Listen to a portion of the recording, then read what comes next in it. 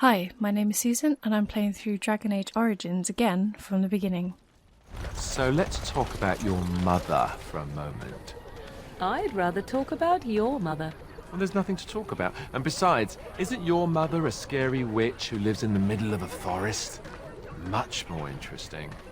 So what do you do when you're the only Grey Wardens left? When the one who would have been your leader and guide is dead? When you have a threat far bigger than the two of you to combat? Luckily, Flemeth is there to help talk you through what you can do. It has always been the Grey Warden's duty to unite the lands against the Blight. Or did that change when I wasn't looking?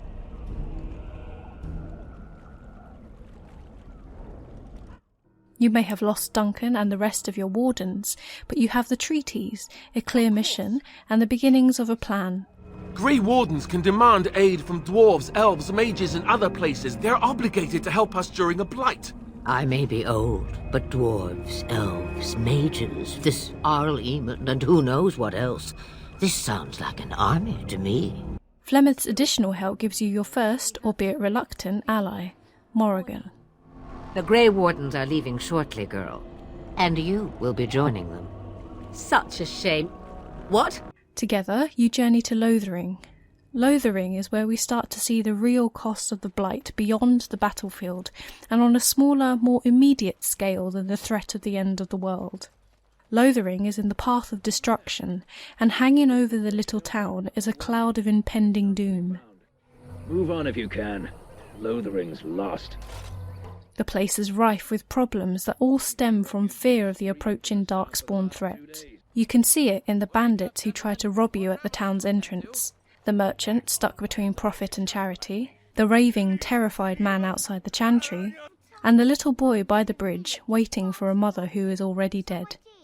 She said she'd be right behind me, but I've been waiting and waiting and I can't see her. In Lothering, we also see the power of stories and rumour.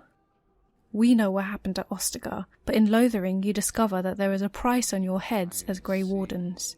Tan Loghain declared all Grey Wardens traitors responsible for the king's death. You know this, I hope.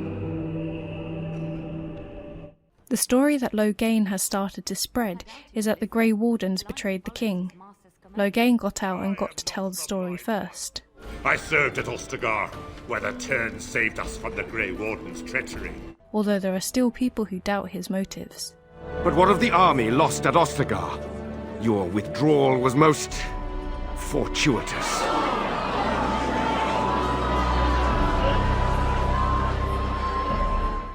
You find that there are certain people who are able to provide some assistance, but mostly in Lothering your presence is met with a level of wariness. There! One of their minions is already amongst us!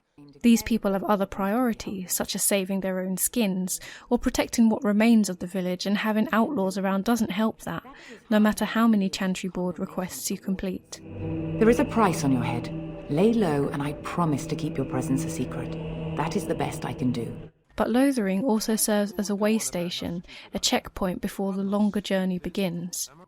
All of the best fantasy stories involve a hodgepodge of unlikely allies embarking on a journey or a world-saving quest of some kind. This is no different, and Lothering is where you start to gather more companions.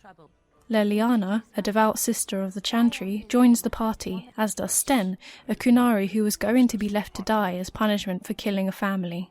So be it. Set me free and I will follow you against the Blight. There are a number of places to go from Lothering, although Alistair would have you go towards his familiar territory of Redcliffe first, to see the Arl and gain an ally who would serve the dual purpose of adding soldiers to the Darkspawn fight and opposing Loghain on the political side. It feels a little bit like running to the nearest adult, substituting in Duncan for another strong father figure. Alistair did take the death of Duncan hard after all, but even apart from that, it seems like a good starting point. He is your first party member, and there is no other compelling reason to go anywhere just yet. Same way you did. You drink some blood, you choke on it, and pass out. You haven't forgotten already, have you? But better grab some rest at camp for now. The journey is only just beginning. Bad dreams, huh? Well, it is real, sort of. You see, Part of being a Grey Warden is being able to hear the Darkspawn. That's what your dream was, hearing them. The Archdemon, it talks to the Horde, and we feel it just as they do. That's why we know this is really a blight.